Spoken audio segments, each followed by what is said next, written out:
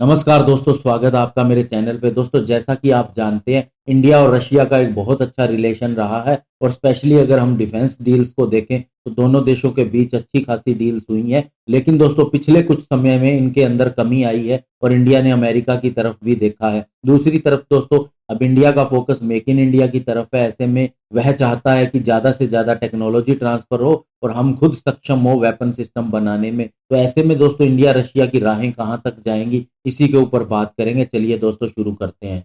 दोस्तों, last week डेमिट्री शुगायेव, जो Russian federal service for military and technical cooperation से आते हैं, उन्होंने ये बताया कि इंडिया 400 T-90 टैंक खरीद सकता है और साथ ही मिग-29 फाइटर जेट भी खरीदेगा। तो दोस्तों, लास्ट ईयर 2019 के अंदर रशियन आर्म्स एक्सपोर्ट्स इंडिया को काफी ज्यादा डिक्लाइन हुआ। इसके अंदर 47% की कमी आई, लेकिन अब इन ऑर्डर से ये सिनेरियो चेंज हो सकता है 2020 के अंदर। दोस्तों, भारत की ये डिमांड की फॉरेन टेक्नोलॉजी इंडिया के अंदर आए, इससे आर्म्स एक्सपोर्टिंग नेशन के साथ इंडिया का रिलेशन बदल गया है और Indian prime minister Narendra Modi चाहते हैं कि अब डिफेंस प्रोडक्शन लोकली हो और जॉइंट वेंचर तय किए जाएं दोनों दो देशों के बीच में मेक इन इंडिया के तहत। और रशिया के साथ भी इंडिया के डिफेंस ट्रेड में इसी तरह से चेंजेस आए हैं और ये इसलिए किया गया है ताकि एक फॉरेन डायरेक्ट इन्वेस्टमेंट भी डिफेंस प्रोडक्शन के अंदर इंडिया में आ सके। और दोस्तों, अब इंडिया नहीं चाहता कि लाइसेंस प्रोडक्शन के तहत वेपन सिस्टम बनाए जाए जिसके अंदर इंपोर्टर को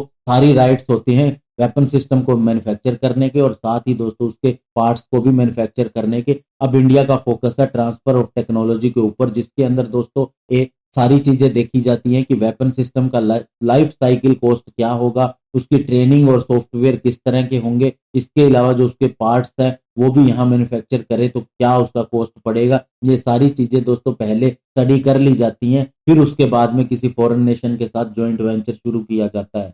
और दोस्तों, भारत में इस तरह के चेंजेस को देख के रशिया भी अपना बिहेवियर चेंज कर रहा है और जॉइंट वेंचर और R&D प्रोग्राम के ऊपर बढ़ावा दे रहा है। साथ ही इंडिया को state of the art weapon system India के अंदर ही बनाने का ऑफर दे रहा है। दोस्तों, 1970 के अंदर जब रशिया सोवियत यूनियन कहलाता था तो उस समय जो हमारे बीच में ट्रेड होते थे वो बार्टर सिस्टम के हिसाब से होते थे, यानी मेरी रिक्वायरमेंट के हिसाब से मैंने आपसे चीज ली और आपको बदले में कोई अन्य चीज दे दी जिसकी आपकी रिक्वायरमेंट है। इसके अंदर मनी ज्यादातर इन्वॉल्व नहीं रहती थी। लेकिन जब सोवियत यूनियन टूटा तो उसके बाद में दोस्तों इंडिया को बहुत ज्यादा स्ट्रगल करना पड़ा, स्पेशली जो फैक्ट्रीज यूरोपियन नेशन के अंदर चली गई क्योंकि रशिया के टुकड़े हो गए थे। तो ऐसे में इंडिया को स्पेयर पार्ट्स लेने के अंदर बहुत ज्यादा दिक्कत होने लगी और दोस्तों इसका नतीजा ये हुआ कि इंडिया ने इसराइल की तरफ देखना शुरू कर दिया और एक नया मित्र उसे मिला जिससे वह सारी चीजों के स्पेयर पार्ट्स भी खरीद सकता था। और दोस्तों, यूएस पर इंडिया ने रिलाई नहीं किया। 1990 से 2000 तक यूएस की तरफ इंडिया ने ज्यादा नहीं देखा क्योंकि यूएस की जो पॉलिसीज थी वेपन सिस्टम को लेके, उसके अंदर यूजर एग्रीमेंट के अंदर बहुत सी बातें जुड़ी होती थी और इंडिया यूएस की टेक्नोलॉजी पे भी भरोसा नहीं करता था। तो ऐसे में दोस्तों इंडिया सोवियत ईरा के वेपन के साथ ही काम चलाता रहा और उसके बाद में दोस्तों इंडिया ने अपना खुद का नेवल प्लेटफॉर्म और अदर एडवांस वेपन सिस्टम बनाने शुरू कर दिए। लेकिन दोस्तों उसके अंदर ज्यादा सफलता नहीं मिली क्योंकि इंडिया ने न्यूक्लियर टेस्ट किए थे और उसके बाद यूएस ने इंडिया के ऊपर सैंक्शन लगा दी। अब पिछले कुछ दशकों के अंदर रशिया से जो आर्म्स एक्सपोर्ट कम हुआ है और ऐसे में टेक्नोलॉजी ट्रांसफर भी इंडिया चाहता है, तो दोनों देश ही किसी नए रास्ते की तरफ देख रहे हैं ताकि ट्रेड बढ़ सके। दोस्तों, जब डिफेंस इक्विपमेंट की ट्रेड की कमी आने के बाद दोनों देश ऑप्शन देख रहे थे, तो उसके बाद दोस्तों यह सोचा गया कि एक जॉइंट वेंचर किया जाए, ब्रह्मोस मिसाइल बनाई जाए और साथ ही लाइसेंस प्रोडक्शन किया जाए सुखोई 30 का और साथ ही इसके स्ट्रक्चरल और मेंटेनेंस सपोर्ट की रिक्वायरमेंट के हिसाब से भी सर्विस सेंटर स्थापित किए जाएं। तो इसके बाद दोस्तों 2010 के बाद इंडिया रशिया के बीच में कुछ एक चेंजेस आए रिलेशन के बीच में और ये 4 चेंजेस इस तरह से हैं। दोस्तों, पहला प्रपोजल कमर्शियल और एक्टिव नेचर का था जिसके अंदर एडमिरल गोर्शको क्लास फ्रिगेट को प्रोक्योर किया जाना था जो कि विक्रमादित्य के नाम से जाना जाता है। दूसरा था जॉइंट वेंचर स्थापित करना ब्रह्मोस मिसाइल के लिए जहां पर दोनों country state of the art system बनाएंगी। तीसरा था दोस्तों मेक इन इंडिया के तहत रशिया को इनवाइट करना कि लोकली मैन्युफैक्चर करे वेपन सिस्टम को, जिसके अंदर माना जा रहा है 200 का मोव 226 हेलीकॉप्टर रशिया इंडिया में ही बना सकता है और टेक्नोलॉजी ट्रांसफर कर सकता है रिलायंस डिफेंस को, क्योंकि ये अभी तक माना जा रहा है कि प्रपोज्ड पार्टनर है। और दोस्तों इसके अलावा इंडिया ने अपने प्राइवेट डिफेंस मैन्युफैक्चरर को भी स्थापित किया जैसे L&T, महिंद्रा, टाटा और अन्य अदर। लेकिन इसके अंदर प्रॉब्लम्स ये रहती है, प्राइवेट पार्टनर ये चाहते हैं कि उन्हें ऑर्डर की कंफर्मेशन भी मिले ताकि लंबे समय तक काम चलता रहे। और फॉरेन फर्म्स जो हैं वो इंडिया के ऑफसेट पॉलिसी के अंदर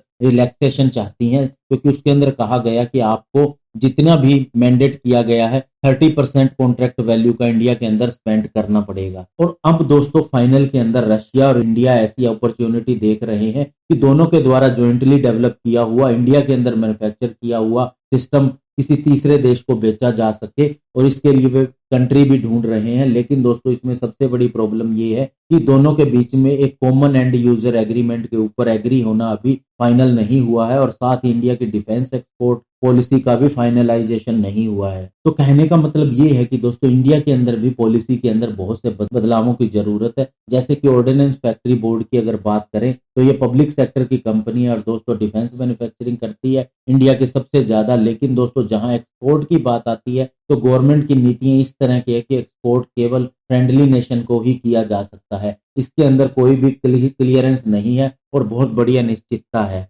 और प्राइवेट और पब्लिक सेक्टर के बीच में भी कॉन्फिडेंस नहीं है, वे भी स्ट्रगल कर रहे हैं। वहीं दोस्तों जब रशिया से S-400 सिस्टम खरीदने की बात थी और अमेरिका ने काटसा एक्ट के तहत इसके अंदर सैंक्शन लगाने की भी बात की थी, लेकिन इंडिया ने फिर भी इसके साथ में इसे खरीदना बेटर समझा। तो ये इंडिया की डिफेंस इन्वेंट्री सिस्टम की एक बड़ी डाइवर्सिफिकेशन को भी दिखाता है। तो दोस्तों अंत के अंदर हम ये कह सकते हैं कि इंडिया का फोकस अब ये है कि उसे मेक इन इंडिया के तहत टेक्नोलॉजी ट्रांसफर मिले, और बहुत सी चीजों को वो सोल्व भी कर रहा है। तो ऐसे में अब रशिया को ये देखना होगा कि वह किस तरह से अपना एक्सपोर्ट इंडिया को बढ़ा सकता है। धन्यवाद, जय हिंद।